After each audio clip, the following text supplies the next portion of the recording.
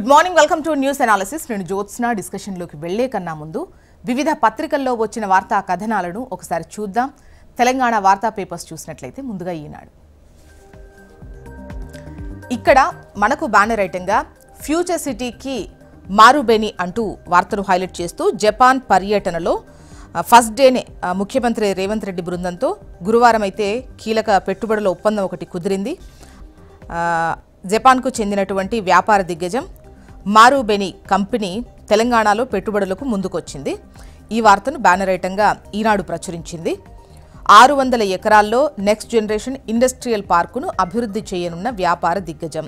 ప్రారంభ పెట్టుబడి వచ్చేసి 1000 కోట్లు, 30,000 మందికి ఉద్యోగ అవకాశాలు. టోక్యోలో సీఎం రేవంత్ రెడ్డి సమక్షంలో సంతకం. జైకాతో ముఖ్యమంత్రి నేతృత్వంలోని ప్రతినిధి బృందం భేటీ. మెట్రోకు 11,693 కోట్ల రుణం అందించాలని ప్రతిపాదన.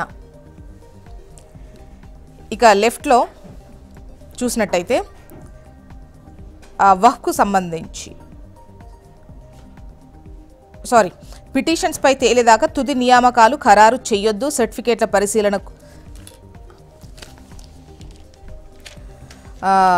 పరిశీలన కొనసాగించవచ్చు. గ్రూప్ 1కు సంబంధించి టీజీపీఎస్సీకి హైకోర్టు మధ్యంతర ఆదేశాలు ఇచ్చింది కదా, ఆ వార్తనే ఇక్కడ హైలైట్ చేశారు. ఇక రైట్ సైడ్ కనుక చూసినట్లయితే రాష్ట్రపతిని సుప్రీంకోర్టు ఆదేశించజాలదు, ప్రజాస్వామ్య శక్తులపై అణుక్షిపణి ప్రయోగించరాదు, జడ్జిలు సూపర్ పార్లమెంట్లా వ్యవహరిస్తారా, ఏం జరుగుతోంది, ఎటు వెళ్తున్నాం, జీవితంలో ఇలాంటివి చూడాల్సి వస్తుంది అని అనుకోలేదు అన్న ఉపరాష్ట్రపతి ధన్ఖడ్. అయితే రాష్ట్రపతి ఫలానా టైంలోగా నిర్ణయాలు తీసుకోవాలంటూ సుప్రీం ఆదేశించరాదు అని చెప్పేసి ఉపరాష్ట్రపతి స్పష్టం చేసిన విషయాన్ని ఇక్కడ ఇచ్చారు. పరిశీలన నిమిత్తం గవర్నర్లు పంపిన బిల్లులపై 3 నెలల గడువులోగా రాష్ట్రపతి నిర్ణయం తీసుకోవాలని సుప్రీంకోర్టు ఇటీవల ఓ కేసులో చెప్పిన నేపథ్యంలో ఆయన ఈ వ్యాఖ్యలు చేశారు. పుప్పాలగూడలో ఐటీ హబ్, 450 ఎకరాల్లో ఏర్పాటు, 5 లక్షల మందికి ఉపాధి. డిప్యూటీ సీఎం భట్టి అధ్యక్షతన మంత్రుల కమిటీ నిర్ణయం. అన్నదాతల చెంతకే అధికారులు, కోర్టుల్లో లేని అన్ని రకాల భూ సమస్యలకు పరిష్కారం.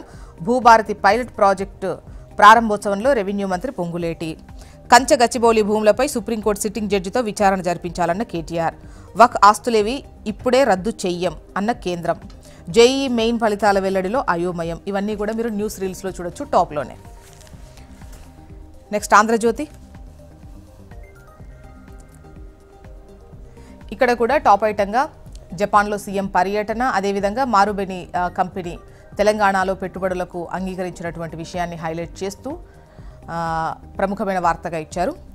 తెలంగాణకు జపాన్ దిగ్గజ కంపెనీ మారుబెని 600 ఎకరాల్లో next generation industrial park. And right side కనుక చూసినట్లయితే ఈ వక్ఫ్ ఆస్తుల జోలికి వెళ్ళం, బోర్డులు కేంద్ర వక్ఫ్ కౌన్సిల్లో నియామకాలు చేపట్టం అని చెప్పేసి కేంద్రం అభ్యర్థించినటువంటి విషయం. అంటే ముఖ్యంగా ఈ చట్టానికి సంబంధించి మొన్న వక్ఫ్ సవరణ చట్టం ఏదైతే ఉందో దాంట్లో పలు సెక్షన్లపై కేసులు నమోదైన విషయం మనకు తెలిసిందే కదా. సో వాటిపైన సుప్రీంను స్టే ఇవ్వద్దు అని చెప్పేసి కేంద్ర ప్రభుత్వం అభ్యర్థించింది. దానికోసం గడువు కూడా అడిగింది. దానికి సంబంధించిందే ఈ వార్త. అప్పటి వరకు బోర్డులు కేంద్ర వక్ఫ్ కౌన్సిల్లో నియామకాలైతే చేపట్టం అని చెప్పేసి క్లారిటీ ఇచ్చింది.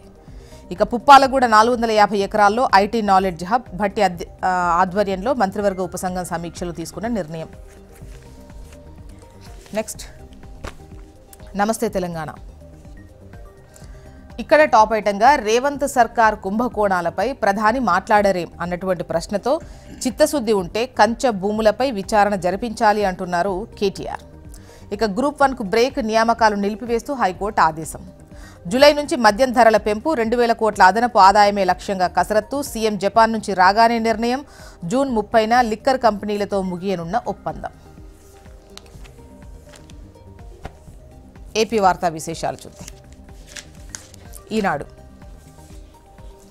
రాష్ట్రంలో అమల్లోకి ఎస్సీ వర్గీకరణ, ఆర్డినెన్స్కు గవర్నర్ ఆమోదం.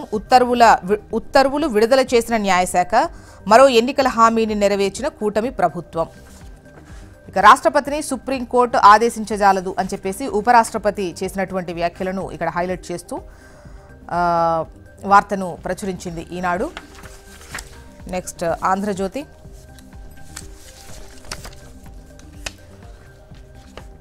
వర్గీకరణకు జై, డిఎస్సికి సై, ఎస్సీ వర్గీకరణపై ఆర్డినెన్స్ జారీ 20 లేదా 23న నోటిఫికేషన్. అమల్లోకి వచ్చిన వర్గీకరణ కేబినెట్ తీర్మానానికి 2 రోజుల్లోనే గవర్నర్ ఆమోదముద్ర. డిఎస్సి నోటిఫికేషన్కు మార్గం సుగమం.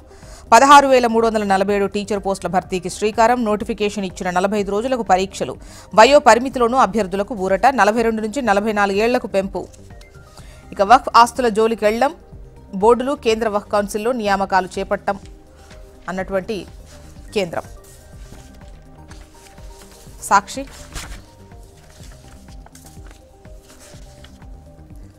మద్యం మాఫియా మూల విరాట్టు బాబే అంటూ నాడు బరితెగింపు నేడు దందా కొనసాగింపు అంటూ 2014-19 మధ్య యథేచ్ఛగా దోపిడీ, ఖజానాకు గండి కొట్టి అసమధీయులకు దోచిపెట్టిన వైనం అంటూ ఈ వార్తనిచ్చారు. తొడగొట్టి తోక ముడిచారు, సవాల్ విసిరి పరారయ్యారు అంటూ వార్తను మీరు రైట్ సైడ్ చూడొచ్చు. ముఖ్యంగా ఈ గోశాలకు రావాలంటూ సవాల్ చేసి పోలీసులతో అడ్డుకున్న కూటమి నేతలు. తిరుపతిలో అర్ధరాత్రి హైడ్రామా, భూమన నివాసం చుట్టూ పోలీసులు. మొత్తానికి ఇవి ఇవాళ వివిధ పత్రికల్లో వచ్చినటువంటి వార్తా కథనాలు. ఇప్పుడు ఒక చిన్న బ్రేక్ తీసుకుందాం. బ్రేక్ తర్వాత డిస్కషన్లోకి వెళ్దాం. Stay tune.